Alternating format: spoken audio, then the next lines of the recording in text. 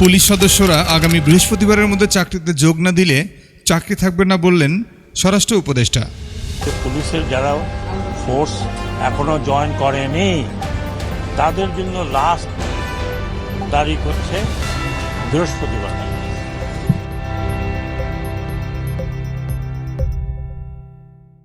অন্তর্বর্তী সরকারের স্বরাষ্ট্র মন্ত্রণালয়ের উপদেষ্টা ব্রিগেডিয়ার জেনারেল অবসর এম শাকওয়াত হোসেন বলেছেন, পুলিশের উপর যে হামলা হয়েছে তা খুবই বেদনাদায়ক।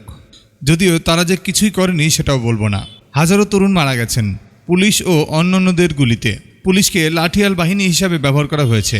সীমান্তে যে অস্ত্র ব্যবহার করা হয় সেটা পুলিশকে দেওয়া হয়েছিল, তা একদমই ঠিক হয়নি। রোববার 11 আগস্ট দুপুর 12:30টায় রাজধানীর রাজারবাগ কেন্দ্রীয় পুলিশ হাসপাতালে আহত পুলিশ সদস্যদের দেখতে এসে সাংবাদিকদের সঙ্গে আলাপকালে তিনি এসব কথা বলেন। পুলিশের কাজে যোগ দেওয়ার বিষয়ে স্বরাষ্ট্র উপদেষ্টা বলেন, যে সকল পুলিশ সদস্য এখনও কাজে যোগ দেননি তাদের সর্বশেষ সময় আগামী বৃহস্পতিবার বেঁধে দেওয়া হয়েছে। বৃহস্পতিবার পর্যন্ত যদি আপনারা কেউ ফোর্সে জয়েন না করেন, আপনারা যদি বৃহস্পতিবার না আসেন, আমরা ধরে নেব আপনারা চাকরিতে ইচ্ছুক নন। বৃহস্পতিবারের মধ্যে কাজে যোগ না দিলে বিকল্প ব্যবস্থা এবং আইনানুগ ব্যবস্থা নিয়ে চাকরিচ্যুত করা হবে। বৃহস্পতিবারের মধ্যে জয়েন না করলে পুলিশের চাকরি থাকবে না। তিনি সাংবাদিকদেরকে সতর্ক করে বলেছেন, চাটুকারিতা করলে মিডিয়া গণমাধ্যম প্রতিষ্ঠানের কথা বলেছেন বন্ধ করে দেওয়া হবে। তিনি বলেন, আমি আপনাদের প্রমিস করছি, মানে প্রতিশ্রুতি প্রদান করছি যে যদি মিডিয়া চাটুকারিতা করে তাহলে মিডিয়া বন্ধ করে দেওয়া হবে।